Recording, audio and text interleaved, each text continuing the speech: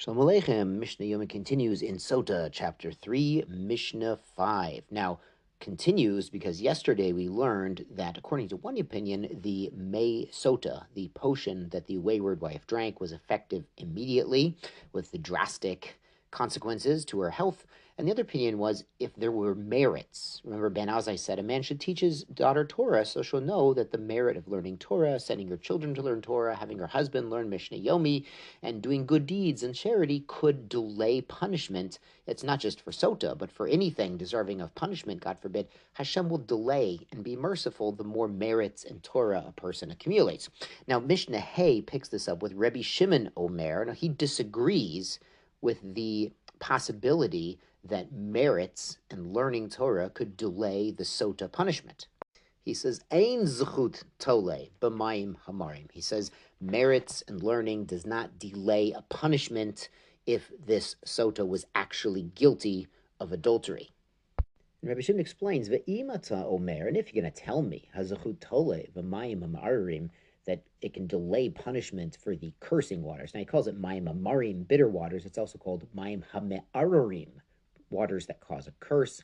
Then what will happen? You're going to push aside the power of the deterrent power in front of other women who might be drinking. So he's saying women who are truly guilty won't be afraid to drink the water because they'll think they have zchut and they have learning, and they say, I'll live a little bit longer. No one will know that I actually committed adultery, and they'll be reluctant to admit. And really, we want women who are guilty to admit and avoid drinking the water in the first place. Rabbi Shimon continues, and you're going to cast aspersions on innocent women that drank the water. She'omrim, people will say, oh, she didn't die. And people are going to say, Tameoten, they really did commit adultery. They were guilty.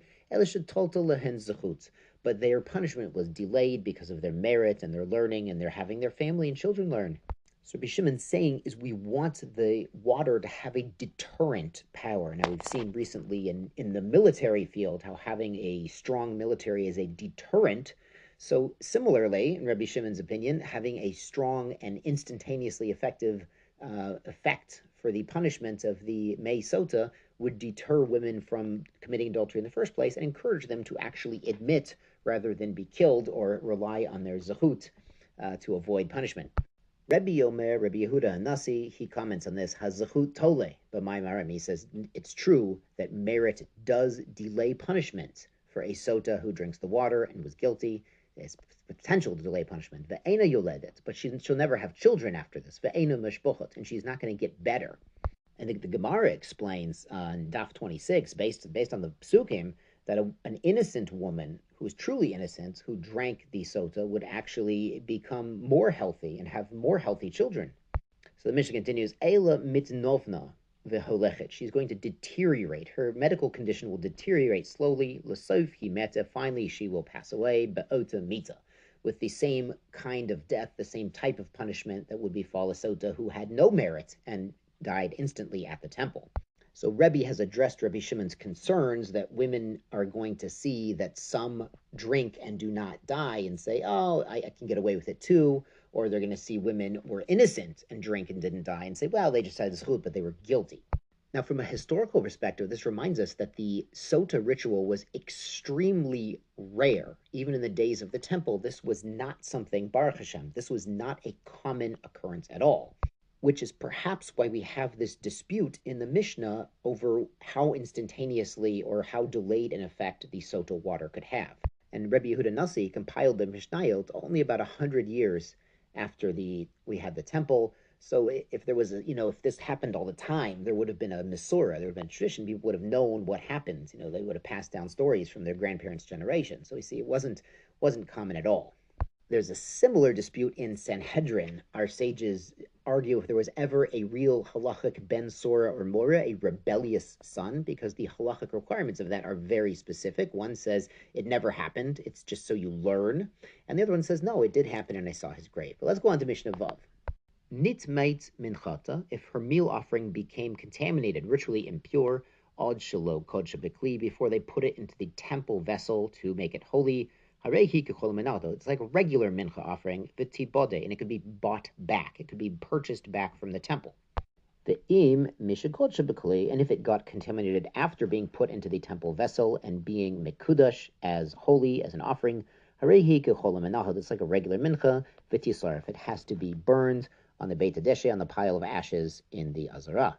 Now the Mishnah cites other cases where we burn the minchat sotah, ve'elu sheminchotein nisrafot, these women, the mincha is burned, ha'omeret tmeya ani loch, they brought the mincha and then she admitted that she had committed adultery, shebo la'edim shehi tmeya, or she didn't say anything, but witnesses came forward and said, yes, we indeed saw the actual act of adultery, ha'omeret eina shoti, if she says, I will not drink the water, she refuses to go through with the ritual despite not admitting her guilt. Shabaila in a or the husband says, you know what, I don't want to put her through this. I'm, retracting my claim, and she doesn't have to do it. V'shebala ba aleha b'derech, or her husband was intimate with her on the road to Yerushalayim. Remember, back in the first chapter, that's why, according to some opinions, we send two men with them to tell the couple, listen, if you are intimate and you reconcile right now, the Sotah test will not work and you will not be allowed to stay married. The Mishnah adds, any woman who is married to a Kohen, so Mrs. Cohen, minchotehen nisrafot, their mincha is always burned, even if it wasn't contaminated, even if it's not puzzle. And we're going to learn about this later on in menachot, everything you want to know about mincha, where we're afraid to ask, that a minchat Kohen, the meal offering brought by a Kohen, is actually burned instead of being eaten by the Kohanim. That's all for now. Yashar kochachem zay gesund.